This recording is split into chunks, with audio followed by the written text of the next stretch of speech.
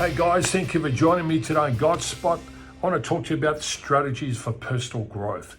In Luke 17 verse 5, it says that the apostle said to the Lord, increase our faith. He's just been talking about offenses and he's been challenging them that they need to forgive, which is really unusual because the Roman government, which ruled the world then, were all about getting even and revenge. And so this is very challenging in the apostles' mind. And this is why they respond and say, Lord, increase our faith. We need to grow, we need to be enlarged to be able to do this. Now, I don't know about you, but if you're anything like me, personal growth is really important.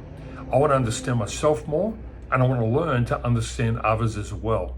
And so when there are topics like developing emotional intelligence, becoming flexible, open-minded, or accepting your own fallibility, I drink it up.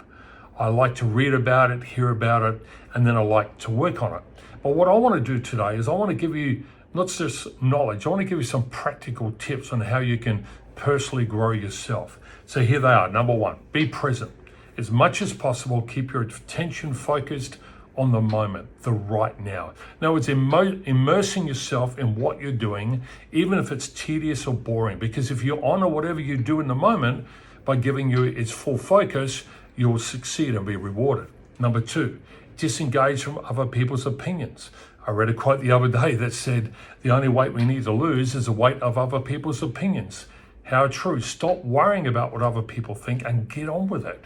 Number three, go deep rather than wide. Instead of spreading your life thinly across the board and being so involved in so many things, go deep and focus on what's important to you. Number four, redefine failure. I don't like failure any more than you do, but I've learned to accept failure as part of life and as part of the process of success. Number five, rewire your brain. The science of neuroplasticity shows us there's a huge reservoir for potential of learning, change, and growth within the brain. And it affects the way you think, and the way you think affects the way you see things. And it will help you. Number six, stop struggling. I know that life can be overwhelming and it can seem very complicated, but just stop struggling and go with the flow and understand that life is not to be controlled, life is to be lived. Which leads to number seven, simplify everything. Yes, it is complicated, life is demanding, and we get overloaded, but we just need to simplify, get back to the commitments that are really important to us, like family and marriage and the people you love. Number eight, define your values. Part of your personal growth plan should include determining what's most essential. On my whiteboard, I have 1, 2, 3, 4, 5, 6, 7 values that I really like to give myself to, and I remind myself every day when I see them. Number 9, have a beginner's mindset. You're never too old, too smart, too experienced, too rich, or too powerful, or too creative to learn something new from every person you encounter. There's always something to learn. Be open to learning.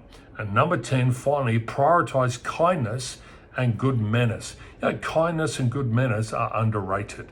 It's so easy to be kind to people, to speak warmly and smile and acknowledge them and validate them. And it just gives them such a lift. It's so underrated. If you would give yourself to doing that to people, you'd be surprised the impact and the change that you can bring to a person's life by just elevating them above yourself. Life is not all about you, it's about others. Prefer them. Hope this list helps you, and I hope it blesses you. Share it with someone else and hit the like button. Thanks for listening.